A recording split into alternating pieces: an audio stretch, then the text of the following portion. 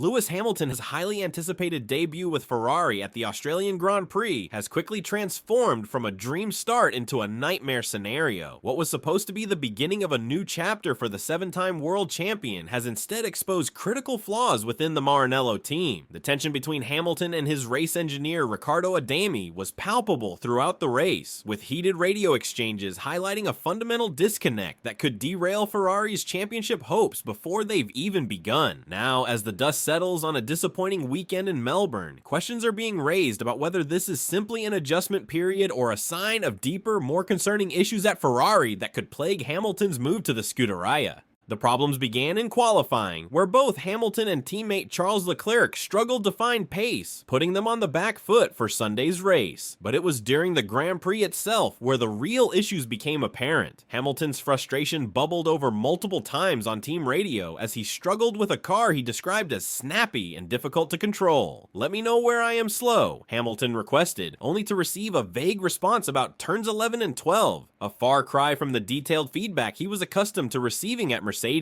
This lack of precise communication continued throughout the race, with Adami repeatedly interrupting Hamilton's concentration to give instructions that the British driver had already acknowledged. "You can use K1 when you are close to," Adami began, only for Hamilton to cut him off with an irritated, "Leave me to it, please." When Adami repeated the instruction anyway, Hamilton snapped back, "Yes, I know, leave me to it, please," revealing the growing tension between driver and engineer. The situation worsened when Ferrari's strategy team misjudged the weather conditions, causing both drivers to miss crucial pit windows. "I thought you said it wasn't going to rain much," Hamilton complained over the radio. "We just missed a big opportunity there." This strategic error cost Ferrari valuable track position and points, highlighting operational weaknesses that have plagued the team for seasons. The stark contrast between Hamilton's current situation and his previous relationship with Mercedes engineer Peter "Bono" Bonnington couldn't be more evident. Over their years together at Mercedes, Hamilton and Bono developed an almost telepathic understanding, with efficient, clear communication that allowed Hamilton to maximize his performance on track. At Ferrari, that harmony is noticeably absent. As Sky Sports commentator Karun Chandok observed, one thing that came from the radio messages was that Hamilton and Adami needed more time to understand each other. There were moments where Hamilton asked for information, then told them to leave him alone. They need to find a rhythm. The question now is whether Ferrari can adapt quickly enough to salvage what was supposed to be an exciting new chapter for both the team and Hamilton. The 7-time world champion left Mercedes seeking new challenges and the opportunity to add to his legacy by winning with Ferrari. But if the team continues to operate with such fundamental communication and strategic flaws, Hamilton's dream move risks turning into a frustrating experience. For Ferrari, the issues run deeper than just radio communications. Their hesitation in making crucial strategy calls, particularly in changing weather conditions, suggests organizational problems that have hampered their championship challenges in recent years. If they hope to give Hamilton the platform he needs to compete with Red Bull and McLaren, these issues must be addressed immediately. What do you think about Hamilton's situation at Ferrari? Is this just early teething problems, or are we seeing signs of a potentially disastrous partnership? Let us know in the comments below, and don't forget to like this video, subscribe to the channel, and turn on notifications so you never miss an update on this developing story at Ferrari. The race is on, and it's Australian Grand Prix week, so it's time for our season preview. Can Lando Norris make good on title favourite status? Will Max Verstappen make it 5 in a row? Could Ferrari finally break its title drought?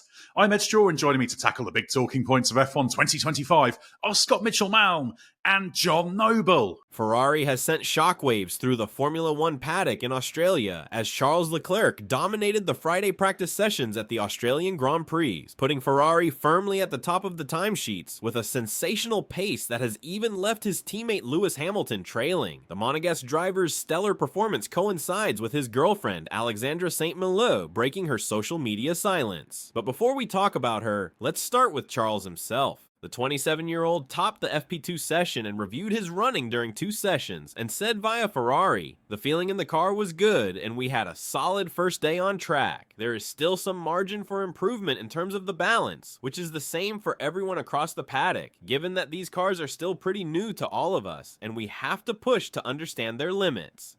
There is no question about it. Ferrari means business in Melbourne, and Charles Leclerc is leading the charge. The Scuderia's pace has sent shockwaves through the paddock, with Leclerc setting a blistering 1 minute 16.439 seconds in FP2, putting him comfortably ahead of local hero Oscar Piastri in the McLaren by 0.124 seconds. This isn't just a minor improvement, it's a statement of intent from the Italian team as they look to establish their dominance in the 2025 season. Very good. Simple as that.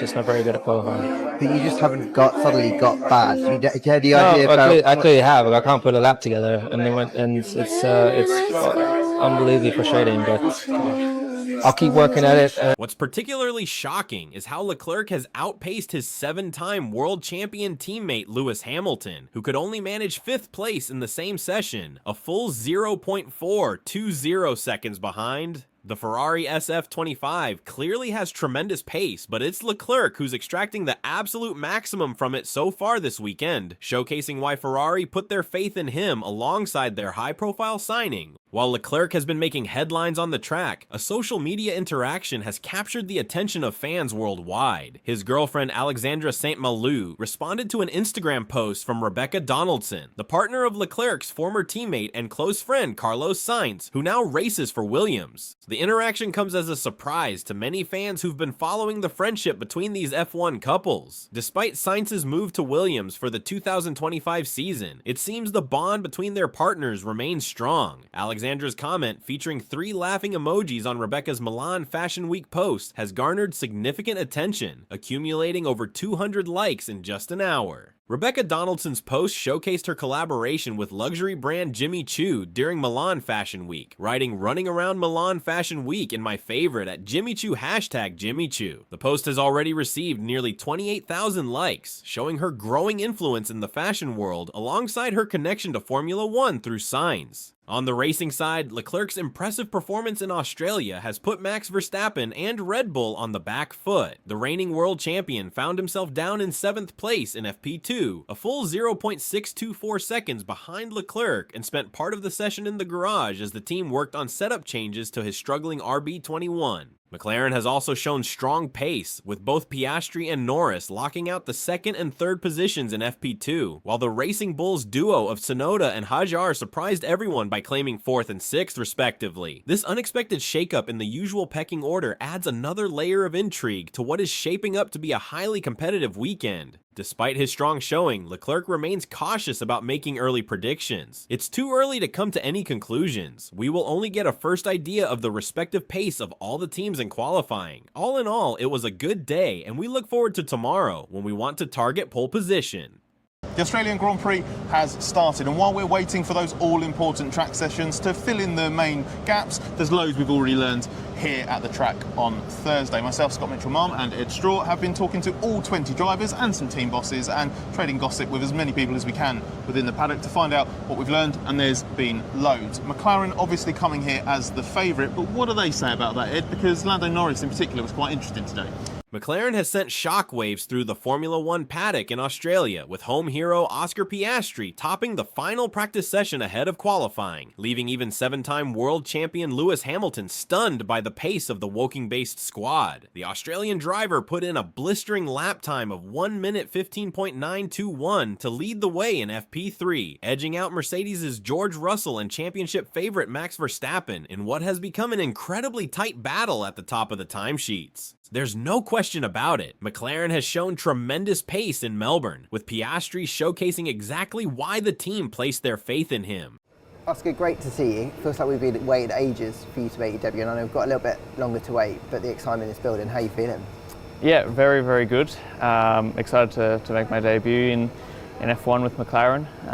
Been building up to it, and yeah, like you said, it feels like it's been a long time coming now, so super excited to get going. The young Australian, racing in front of his home crowd, put together a near-perfect lap to outpace the competition and put McLaren firmly in contention for pole position. The gap to Russell was marginal, and with less than a tenth separating the top 3 drivers, we're set for a thrilling qualifying session later today. What makes Piastri's performance even more impressive is that he's managed to outpace his more experienced teammate Lando Norris, who could only manage 10th after backing out of what looked to be a promising final flying lap. The McLaren package appears to be working exceptionally well around the Albert Park circuit, with their recent upgrades clearly paying dividends in these warmer conditions. For Lewis Hamilton, who sits 8th on the timesheet, the McLaren performance must be particularly difficult to watch. The 7-time world champion, now in Ferrari red, made an error entering turn 1 on his final flying lap, preventing him from improving his position. His teammate Charles Leclerc fared better, securing the 4th fastest time, but even he couldn't match the pace of Piastri's McLaren. Mercedes has also shown strong form, with both Russell in 2nd and rookie Andrea Kimi Antonelli impressively slotting into 5th position. For a driver who many questioned was promoted too quickly to F1, Antonelli is certainly proving his worth in the early stages of his Formula 1 career. Russell, meanwhile, continues to show why Mercedes put their faith in him as the team's leader following Hamilton's departure. Williams has been another surprise package in Melbourne, with Carlos Sainz and Alexander Albon claiming 6th and 7th respectively. The Grove-based team has clearly made significant strides forward with their 2025 challenger, and they could be dark horses for a strong points finish or even a podium if conditions become mixed during Sunday's race, which forecasts suggest could be hit by rain. Red Bull's Max Verstappen will be concerned by McLaren's pace, especially after reporting the RB21 was getting a bit loose during his runs. The Dutchman, who has dominated the sport in recent years, might find himself in a genuine battle for pole position for the first time in a while. His teammate Liam Lawson had an even tougher session, with Red Bull confirming a power unit or power unit system problem on the airside that kept him garage-bound for much of the practice. Haas rookie Oliver Behrman endured yet another session to forget, spinning into the gravel at turn 11 just minutes into FP3. After his heavy crash in FP1 that forced him to miss the second practice session, this latest incident has given the American team's mechanics yet more work ahead of qualifying. With only 4.5 tenths covering the top 8 drivers, we're heading into one of the most closely contested qualifying sessions in recent memory. McLaren's stunning pace has set up a fascinating battle for pole position, and the question now is whether Piastri can convert his practice form when it really counts. What do you think about McLaren's impressive form in Australia? Can Piastri secure pole position at his home race? Or will Verstappen and Red Bull find something extra when it matters most? Let us know in the comments below, and don't forget to like and subscribe for more Formula 1 news and updates throughout the race weekend. Formula 1 has roared back to life, with all eyes focused on Albert Park for what promises to be an explosive season opener in Melbourne. After dominant preseason testing, McLaren has emerged as the surprise favorites, leaving rivals scrambling and fans wondering, has the balance of power shifted completely in F1? The paddock is buzzing with speculation as teams prepare for the first true test of 2025. The stunning revelation came straight from 3-time world champion Max Verstappen himself, who shocked journalists when he admitted Red Bull might be playing catch-up.